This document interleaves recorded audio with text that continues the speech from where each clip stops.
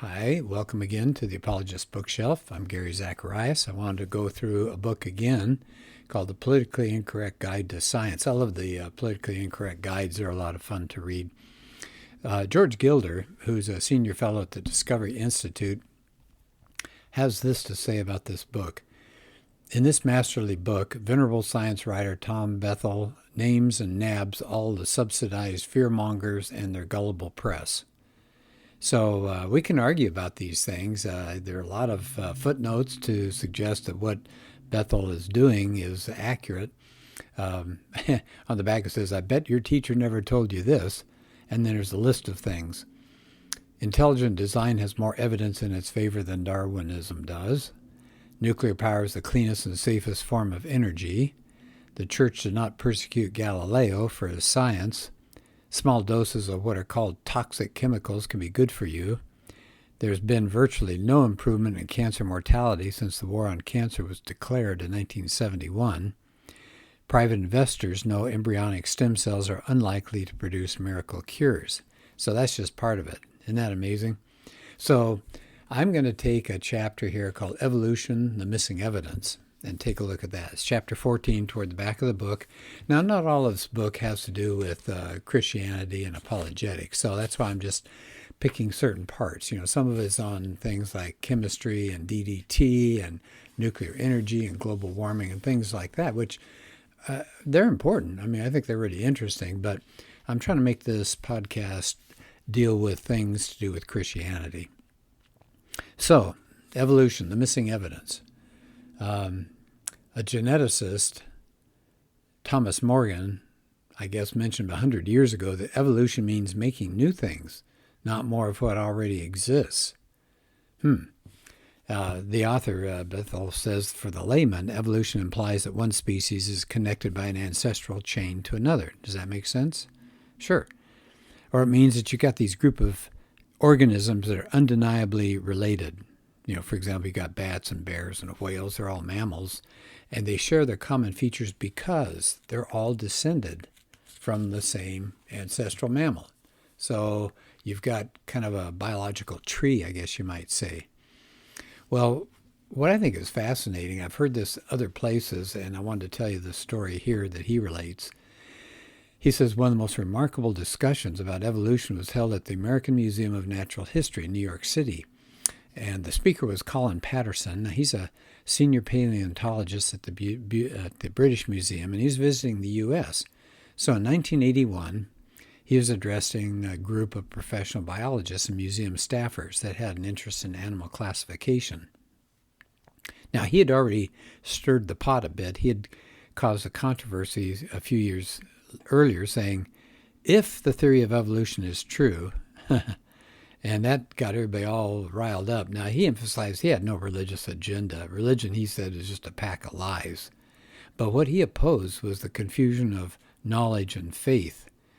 A faithful Darwinian who was stunned, he said, by a skeptical outlook, asked him if he believed in evolution. And Patterson said, well, yeah. He said, I do.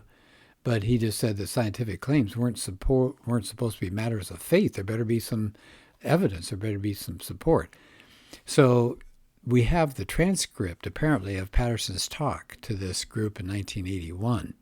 And here are just a few lines from it. I'm not going to do the whole thing, but here's what Patterson said that I think we ought to pay attention to.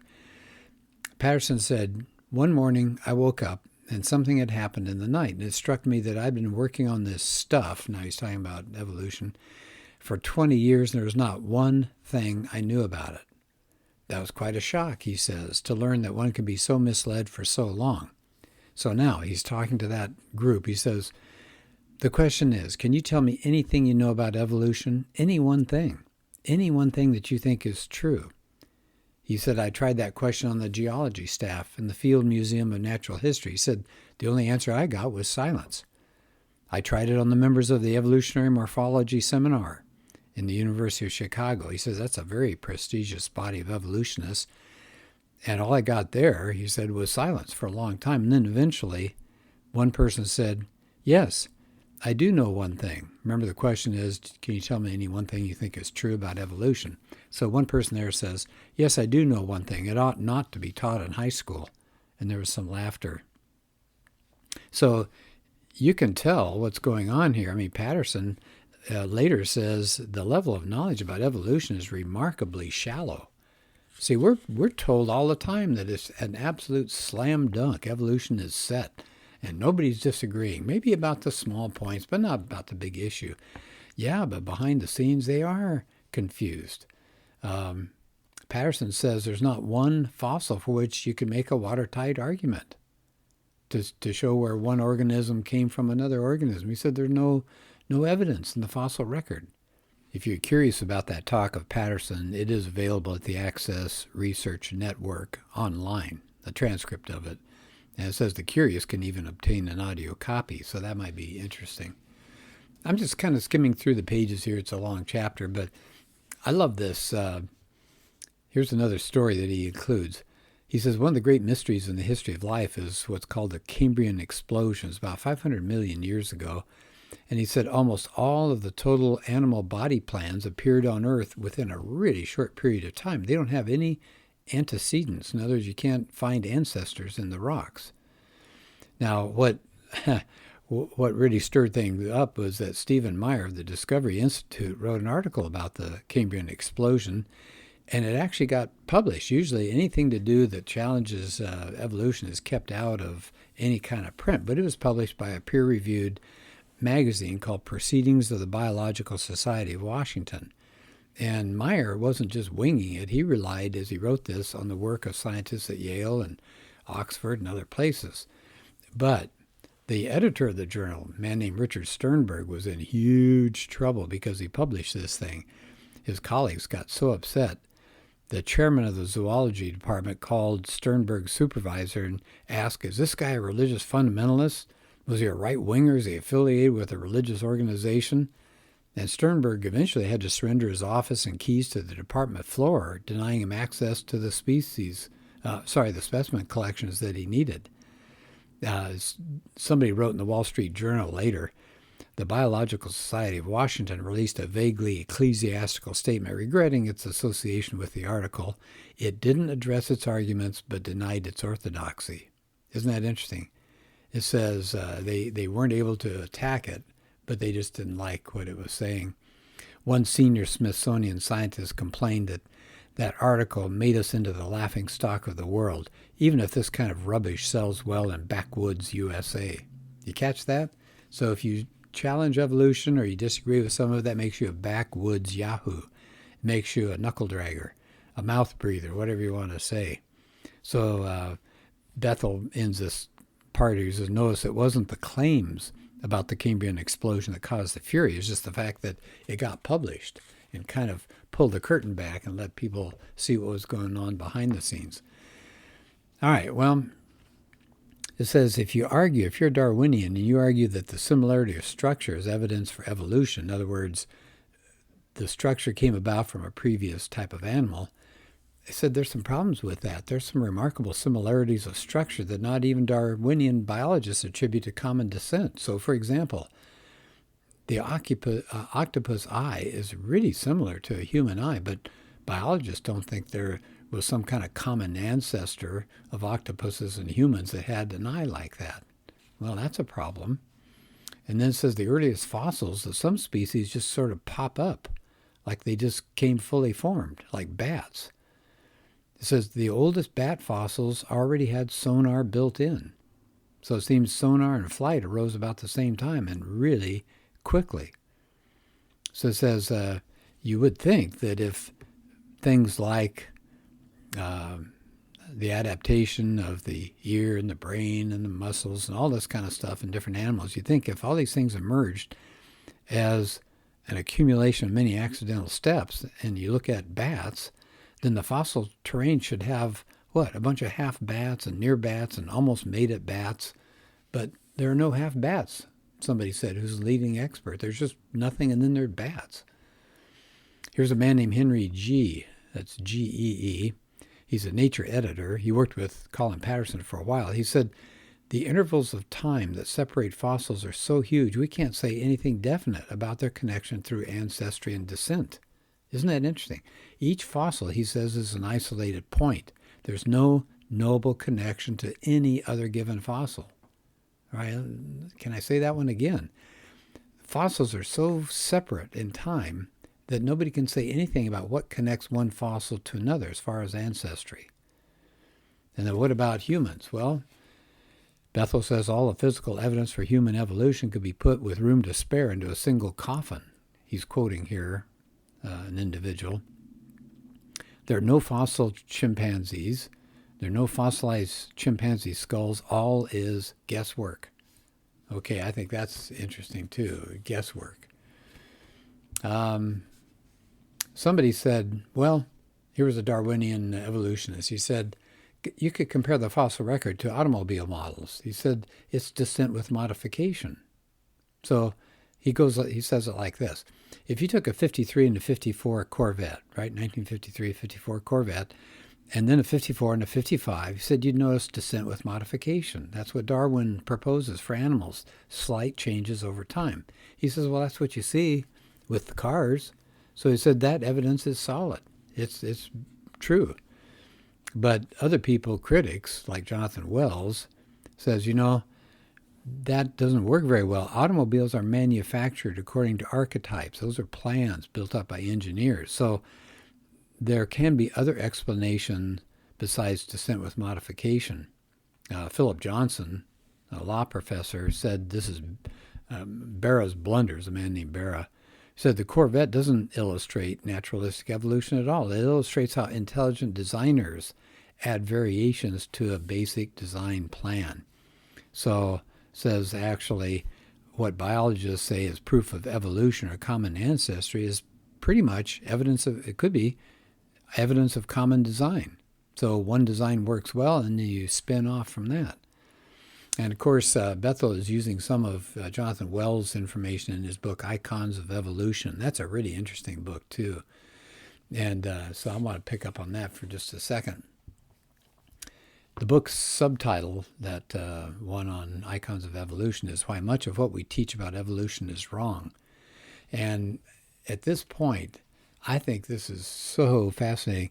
Here are some examples that Wells brings out where evidence was either created or misrepresented, trying to prove Darwinism.